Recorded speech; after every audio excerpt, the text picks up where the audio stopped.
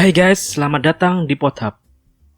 Episode Kultum kali ini, saya akan membahas layang pandang mengenai konstitusi. Untuk itu, keep calm and go on.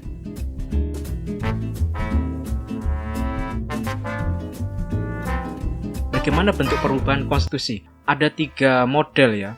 3 model bentuk perubahan konstitusi. Yang pertama, itu perubahan dengan memasukkan materi baru.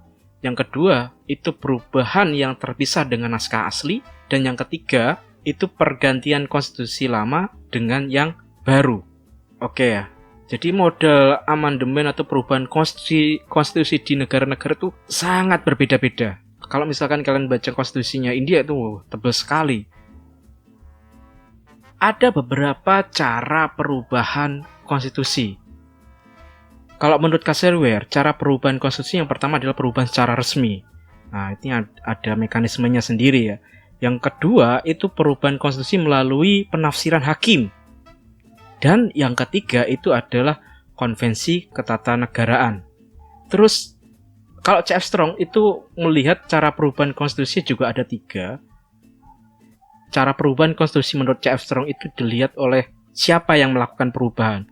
Yang pertama itu oleh kekuasaan legislatif, yang kedua itu adalah oleh rakyat melalui referendum, terus yang ketiga itu oleh sejumlah negara bagian, ini khusus untuk negara serikat. Dan yang terakhir, yang keempat,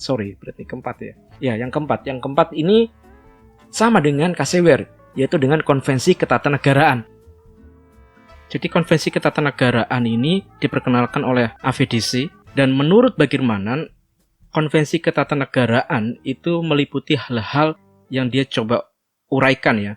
Yang pertama, konvensi ketatanegaraan merupakan bagian dari kaidah ketatanegaraan yang tumbuh, diikuti, dan ditaati dalam praktik penyelenggaraan negara. Yang kedua, konvensi ketatanegaraan sebagai bagian dari konstitusi yang tidak dapat dipaksakan oleh pengadilan atau melalui pengadilan. Dan yang ketiga, konvensi ketatanegaraan ditaati semata-mata karena dorongan oleh tuntutan etika, akhlak, atau politik dalam penyelenggaraan negara. Lalu yang keempat, konvensi ketatanegaraan adalah ketentuan-ketentuan mengenai bagaimana seharusnya diskresi kekuasaan dilaksanakan. Itu 4 hal mengenai konvensi ketatanegaraan yang dirangkum oleh Bagirmanan.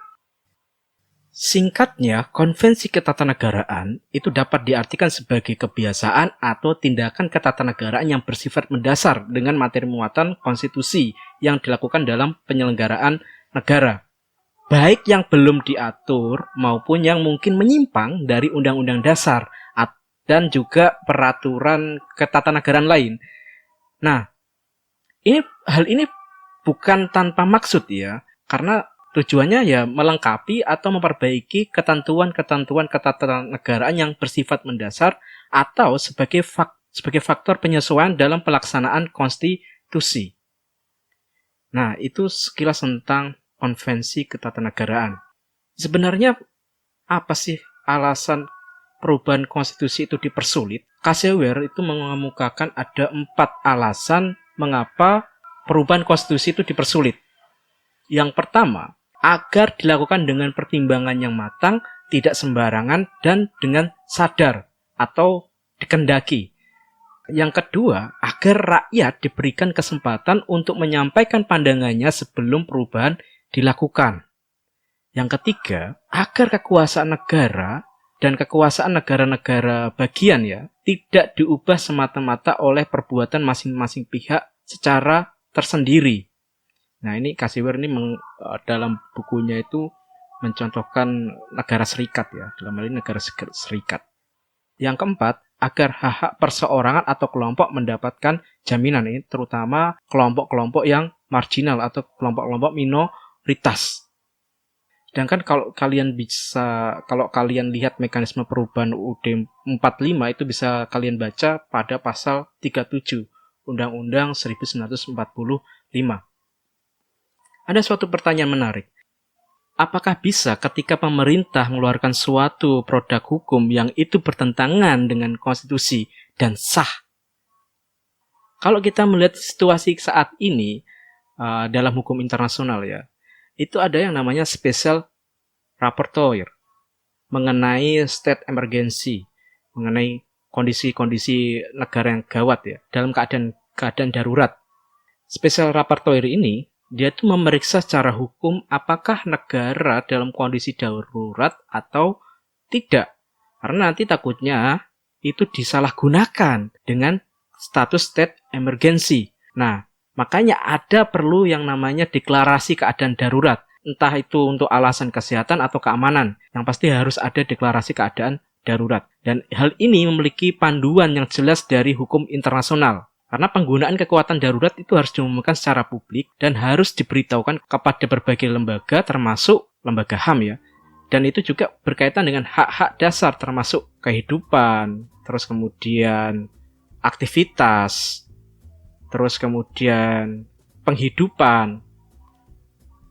Itu harus diumumkan. Makanya, apakah bisa ketika suatu negara yang kaku menghadapi suatu krisis dan mengeluarkan suatu produk hukum tersebut bertentangan dengan konstitusi, terutama perihal HAM. Kalau kita melihat secara teori ya, dekret itu termasuk bagian dari subjektif Staatsnoodrecht. Jadi berdasarkan teori hukum darurat negara yang sifatnya subjektif dan tidak tertulis, ada kalanya keadaan darurat ditetapkan menurut pendapat subjektif presiden selaku kepala negara. Presiden selaku kepala negara tanpa dasar ketentuan hukum perundangan. Nah, ini produknya dekret. Saking bahayanya produk hukum yang menyimpang dari fungsi presiden selaku pelaksana hukum ya, yaitu sebagai eksekutif, menjadi fungsi pembuat hukum, yaitu legislatif. Ada asas hukum yang mendasarinya, yaitu abnormal Recht für abnormal Recht, di mana situasi yang tidak normal harus dihadapi dengan hukum yang tidak normal. Dan dekret ini wajib bertentangan dengan konstitusi atau dimaksudkan sebagai tindakan ekstra konstitusional. Bila tidak, itu nanti malah justru menghilangkan sifat urgensi dari dekret. Dan jika enggak ya berarti cukup aja mengeluarkan hukum darurat semacam perpu yang sudah diatur dalam konstitusi atau undang-undang. Nah, kalau modelnya perpu atau undang-undang keadaan darurat atau bahaya, itu berarti sifatnya objektif. Objektif Staatsnoodrecht. Demikian penjelasan mengenai konstitusi. Saya ucapkan terima kasih. Salam.